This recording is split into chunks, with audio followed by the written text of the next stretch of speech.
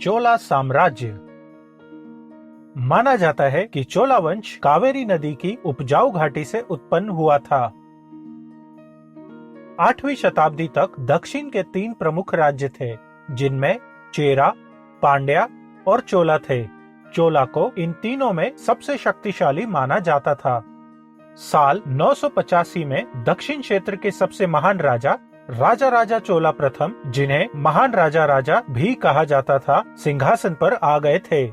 उन्होंने वेंगी के पूर्वी चालुक्य, मदुराई के पांड्या और मैसूर के गंगा को पराजित किया था।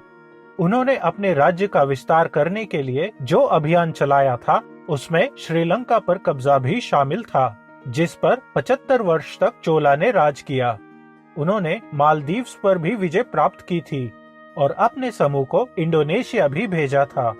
एक सक्षम प्रशासक और वास्तुकला के एक महान प्रेमी होने के नाते उन्होंने तंजौर के भव्य मंदिर के निर्माण का काम शुरू किया। बाद में उनके नाम पर मंदिर का नाम राजा राजेश्वर रखा गया। राजेंद्र चोला ने एक पुत्र और उत्तराधिकारी के रूप में राजेंद्र चोला प्रथम का उनकी मृत्यु के बाद शासन संभाला और अपने पिता की तरह वे एक सक्षम राजा थे। उनकी सबसे बड़ी उपलब्धि में अंडमान और निकोबार द्वीप की विजय शामिल थी। उन्होंने गंगा नदी तक अपना राज कायम कर लिया था। पवित्र नदी से उन्होंने एक सुनहरे बर्तन में पवित्र पानी एकत्र कर एक विशाल टैंक में डाल उसे चोला गंगा का नाम दिया।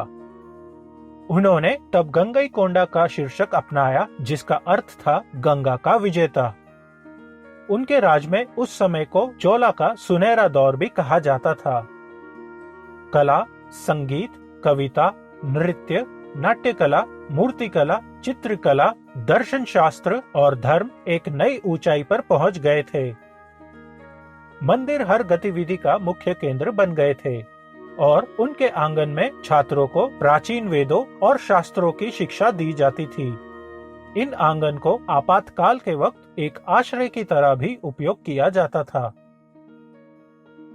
चोला ने वास्तुकला को महत्व देना जारी रखा। शानदार मंदिरों का निर्माण होता रहा, जिनमें तांजौर बृहदीश्वरा मंदिर एक प्रमुख उदाहरण है।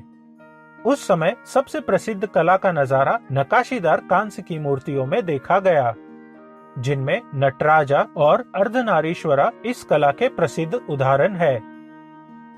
कई पीढ़ियों से पूर्वी चालुक्य और चोला के बीच विवाह हुए थे और इस तरह से एक नए समूह का जन्म हुआ था।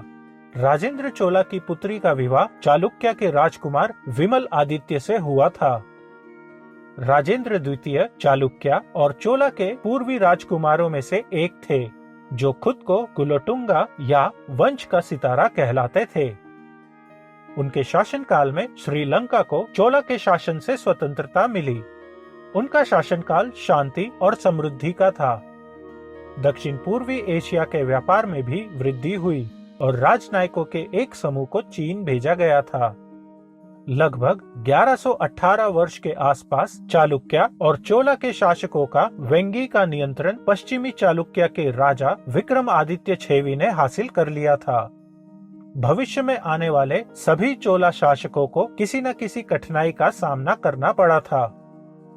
13वीं शताब्दी तक आते आते पांड्य सम्राट शक्तिशाली बनते जा रहे थे। चोला का राज्य तांजौर क्षेत्र के आसपास सिमट कर रह गया और राजा तृतीय की मृत्यु के बाद जल्द ही समाप्त हो गया।